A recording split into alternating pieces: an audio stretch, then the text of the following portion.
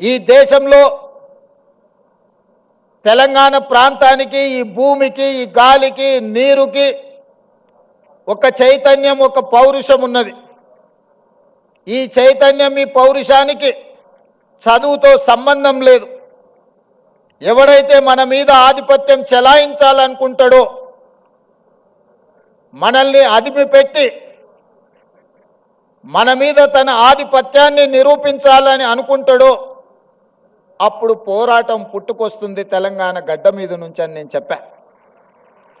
ఆనాడు దండకారణ్యంలో పుట్టిన కొమరం భీముడు పీజీలు పిహెచ్డీలు చదవలేదు.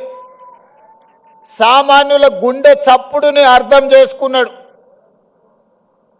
కొమరం భీముడు ఆనాడు జల్ జమీన్ జంగల్ అనే ఒక నినాదాన్ని ఆనాటి పాలకుల మీద, ఆధిపత్యం చెలాయించిన వాళ్ళ మీద ఉద్యమాన్ని ఊపిరిగా తీసుకొని, పోరాటాన్ని పునాదిగా వేసుకొని మర పిరంగులై పేలితే ఆనాటి పాలకులకు గజగజలాడినరు. అటవీ ప్రాంతంలో పుట్టిన అడవి బిడ్డ, ఆదివాసి బిడ్డ ఆధిపత్యాన్ని సహించలేదు అంటే ఈ నేలకున్న చరిత్ర ఎలాంటిదో నేను అంతర్జాతీయ ప్రముఖులకు చెప్పదలుచుకున్నా.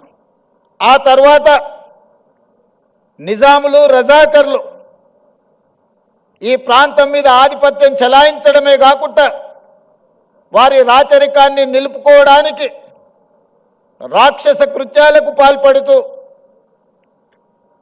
ఈ తెలంగాణ ప్రజల మీద దాష్టికాన్ని ప్రదర్శించారు.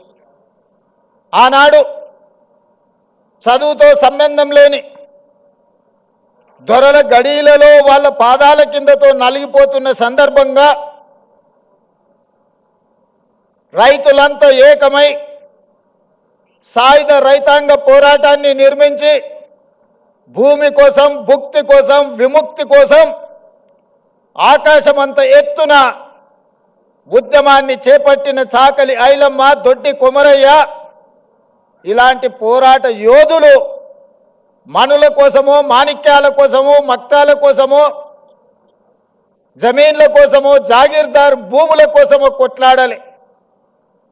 వాళ్ళ మీద ఆధిపత్యం చెలాయిస్తున్న దొరల గడీల మీద పిరంగులై పేలి గడీలను నేలమట్టం చేసి మనకు ఒక స్వతంత్రాన్ని సిద్ధింపజేసిండ్రు. సాయుధ రైతాంగ పోరాటం అది. ఆ తర్వాత ఉమ్మడి రాష్ట్రంలో మంచి జరుగుతుందని, సామాజిక సమస్యలు పరిష్కారం అవుతాయని, తద్వారా మన జీవన ప్రమాణాలు పెరుగుతాయని 6 దశాబ్దాలు ఎదురు చూసినాం. ఆశించిన ఆకాంక్షలు, మన ఆలోచనలు నీరు గారిపోవడంతో ఇక పోరాటమే ఊపిరిగా, ఈ పోరాటం ద్వారా అయినా మన సమస్యలు శాశ్వతంగా పరిష్కారం కావాలి, ఇక దానికోసం నడుము బిగించాలని ఉస్మానియా కాకతీయ యూనివర్సిటీల విద్యార్థులు నడుము బిగించారు. మొదటి దశ తెలంగాణ ఉద్యమం కావచ్చు, మలి దశ తెలంగాణ ఉద్యమం కావచ్చు. మొట్టమొదట దండకారణ్యంలో ఒక విప్లవం పుడితే రెండవసారి నల్గొండ లాంటి జిల్లాలలో, గ్రామాలలో భూమి కోసం, భుక్తి కోసం, విముక్తి కోసం పోరాటాలు పుట్టినాయి. మూడవసారి ఈ ప్రజల గుండె చప్పుడు తెలంగాణకు గుండెకాయ లాంటి ఉస్మానియా యూనివర్సిటీ వేదిక మీద నుంచి ఇక్కడి విద్యార్థులే పోరాటానికి నడుము బిగించి మొదటి దశ తెలంగాణ ఉద్యమాన్ని ముందుకు నడిపించారు. ఆనాడు తెలంగాణ ఉద్యమ సమస్య శాశ్వత పరిష్కారం జరగకపోవడం వల్ల వందలాది మంది ఈ యూనివర్సిటీలో చదువుకున్న విద్యార్థులు అడవి బాట పట్టిర్రు, నక్సల్ బరి ఉద్యమాలను నడిపించారు. అందులో నుంచి పుట్టుకొచ్చిన వాళ్ళే గద్దరన్న లాంటి వాళ్ళు ఎంతోమంది ఈ సమాజానికి దిక్సూచులైన వాళ్ళే కాదు. ఈ ఉస్మానియా యూనివర్సిటీ గొప్ప ఆర్థిక మేధావి పివి నరసింహారావు గారిని ఉత్తమ పార్లమెంటేరియన్ జైపాల్ రెడ్డి గారిని, పోరాటాలకు స్ఫూర్తినిచ్చిన జార్జ్ రెడ్డిని, ప్రజా యుద్ధ నౌక గద్దరన్నను ఈ యూనివర్సిటీ మనకు ఒక గొప్ప వరంగా ఇచ్చింది.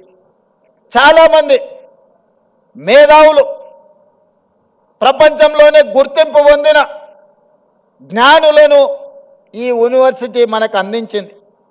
ఈ యూనివర్సిటీ మలిదశ తెలంగాణ ఉద్యమంలో మనల్ని అందరినీ ముందుకు నడిపింది. ఆనాడు ఈ ఉస్మానియా యూనివర్సిటీ గడ్డ మీద నుంచే కాదు, గల్లీలలో, తండాలలో, గూడాలలో, మారుమూల పల్లెల్లో ఎక్కడ ధూమ్ధాం జరిగినా ఆ ధూమ్ధాం వేదికల మీద నుంచి జయ జయ హే తెలంగాణ నాదాన్ని, నినాదాన్ని అందశ్రీ గారు మనకు అందించారు.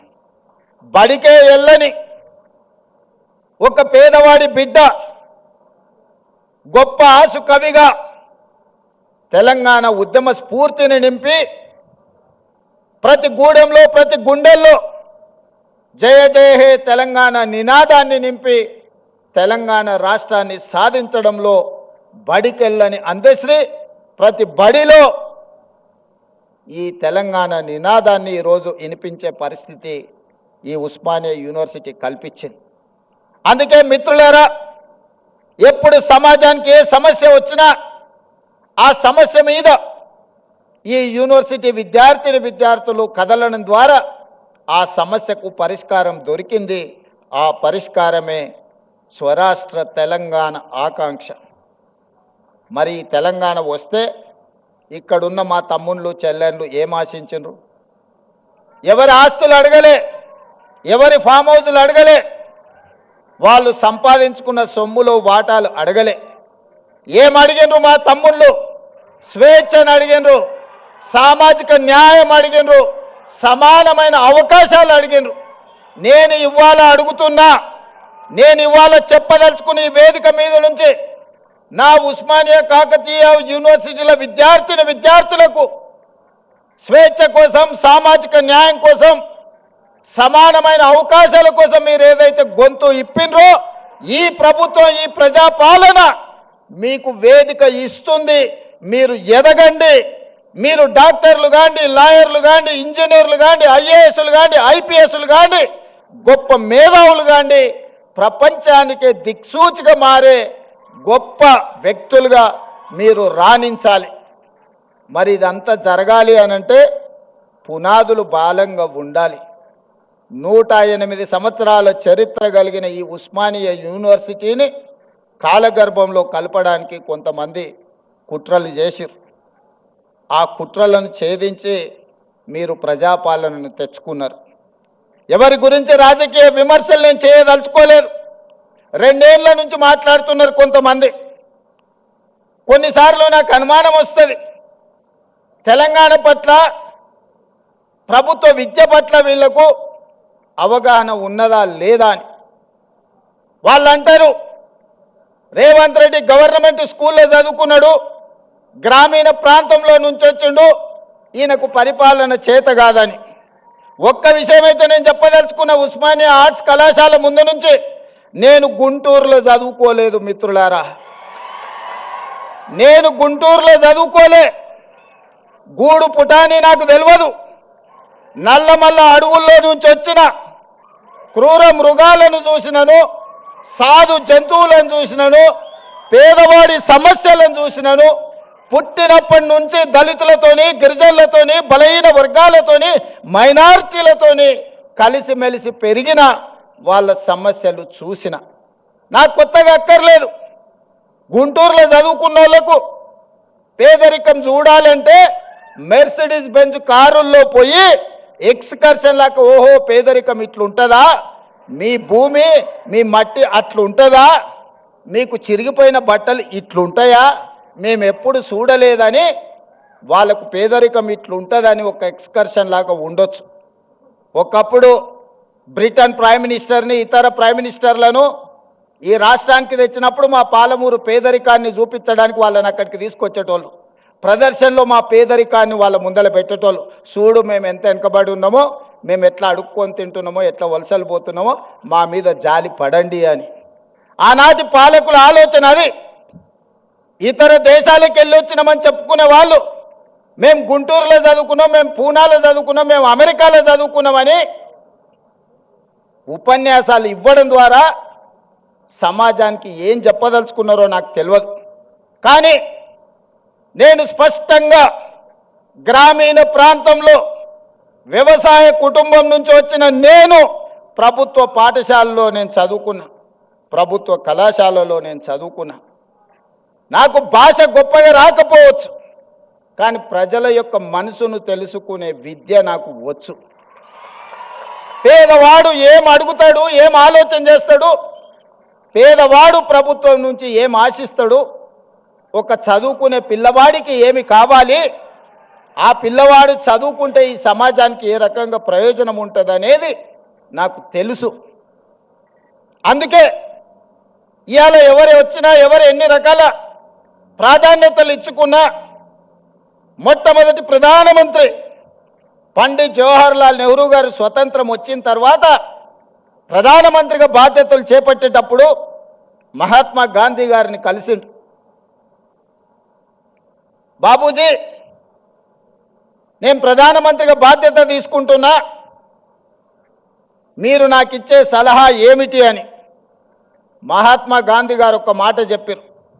పరిపాలనలో నువ్వు తీసుకునే నిర్ణయం తీసుకునే ముందు నీ నిర్ణయం పేదవాళ్లకు, నిస్సహాయులకు ఏ విధంగా ఉపయోగపడుతుందో ఆలోచన చేసి నీ కళ్ళ ముందు ఆ పేదవాడిని, నిస్సహాయుని గుర్తు తెచ్చుకున్న తర్వాత నువ్వు నిర్ణయం చెయ్యి, తప్పకుండా పేదలకు, నిస్సహాయులకు అది ప్రయోజనం చేకూరుతుంది అని.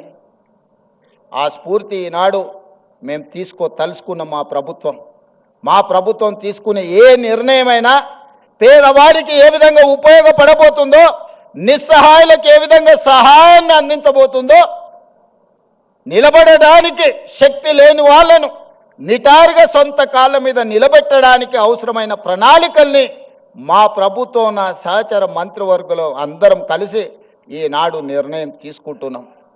అందులో భాగంగానే ఉస్మానియా యూనివర్సిటీకి ఆగస్టులో వచ్చినప్పుడు నేను చెప్పిన, ఒక ఆయన సవాలు విసిరిండు, శాతనైతే ఆర్ట్స్ కాలేజ్ దగ్గర పోయిరా అని. నేను వాళ్ళలాగా